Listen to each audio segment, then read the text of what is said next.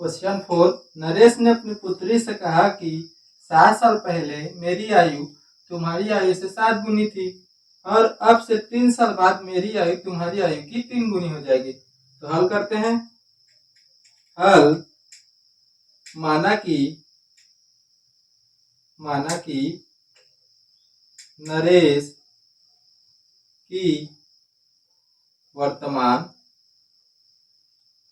आयु x वर्ष है और उसकी पुत्री की वर्तमान आयु y वर्ष है। ठीक है। अब देखो 7 साल पहले की बात हो रहा है तो 7 साल पहले लिखेंगे। 7 साल पहले नरेश की आयु निकालेंगे। नरेश की आयु, नरेश को क्या माने हैं, x माने हैं, तो 7 साल पहले मतलब पीछे, तो पीछे जा रहा है तो क्या करेंगे, माइनस कर देंगे। 7 वर्ष है। पुत्री का भी निकालेंगे। 7 साल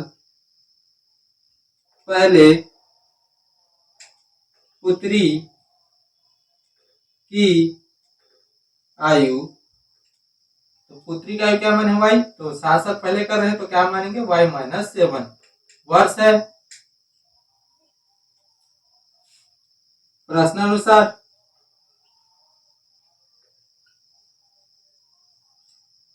आप क्या करेंगे। अब देखो नरेश ने अपनी पुत्री से कहा कि 7 साल पहले मेरी आयु तुम्हारी आयु की 7 गुनी थी। तो 7 साल पहले मेरी आयु मतलब नरेश की आयु, तो नरेश की आयु क्या है, x माइनस 7। ठीक है। उसके बाद 7 साल पहले मेरी आयु तुम्हारी आयु की 7 गुनी थी। उसकी पुत्री की आयु, तो पुत्री की आयु क्या है, y माइनस 7 की कितनी हो जाती, 7 गुनी हो जाती है। किसकी, अपनी पुत्री से कहा कि 7 साल पहले मेरी आयु, नरेश की आयु तुम्हारी आयु की 7 गुनी थी, मतलब उसकी पुत्री की आयु की क्या थी, 7 गुनी थी। तो 7 से उसकी पुत्री की आयु से गुणा कर देंगे। तो अब देखो ये x माइनस 7 होगा, x माइनस 7 इक्वल टू 7 इससे गुणा होगा तो 7y, और माइनस है बीच में तो माइनस, और 7 7 49। ठीक है। तो x y सब एक तरफ कर देते हैं, x 7y इस तरफ आकर माइनस 7y हो जाएगा, अरे माइनस का 49, माइनस 7y उस तरफ जाएगा क्या हो जाएगा, प्लस 7y, नहीं 7 प्लस ना, x माइनस 7y। तो देखो 49 से 7 घटाएंगे कितना बचेगा, माइनस का 42। अब देखो ये 42 किस तरफ ला दो, x माइनस 7y इस तरफ आ गया प्लस में हो जाएगा, 42 इक्वल टू इस तरफ कुछ नहीं बचा 0। समीकरण फर्स्ट में मिल गया हमें। ठीक है। अब देखो अब से 3 साल बाद मेरी आयु तुम्हारी आयु की 3 गुनी हो जाएगी। 3 साल बाद, अब 3 साल बाद नरेश की आयु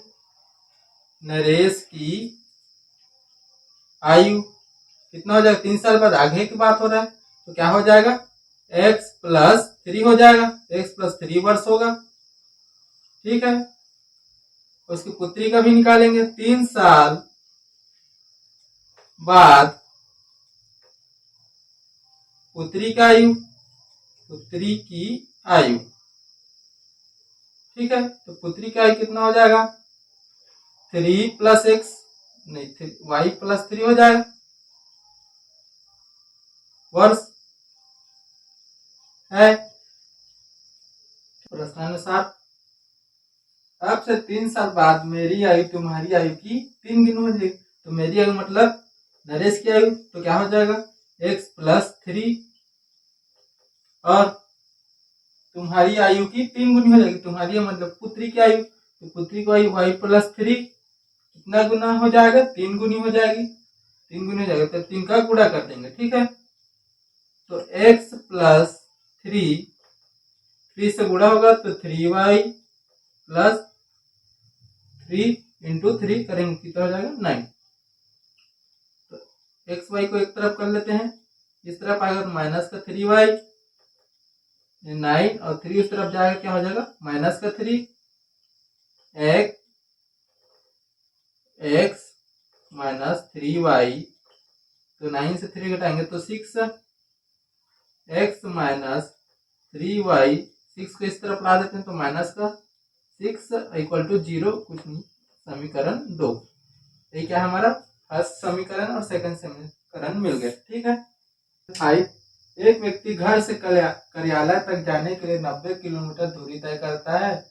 इसके लिए वह ट्रेन और टैक्सी का उपयोग करता है। व्यक्ति द्वारा टैक्सी से तय की गई दूरी ट्रेन से तय की गई दूरी की दोगुनी है। ठीक है, तो हल करते हैं। हल, तो घर से कार्यालय तक जाने की दूरी कितना है, घर से कार्यालय तक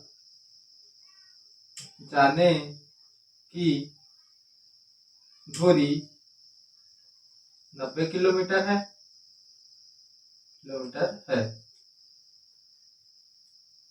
ठीक है, तो चलो मान लेते हैं। माना कि ट्रेन से तय की गई दूरी x किलोमीटर है और टैक्सी से तय की गई दूरी y किलोमीटर है।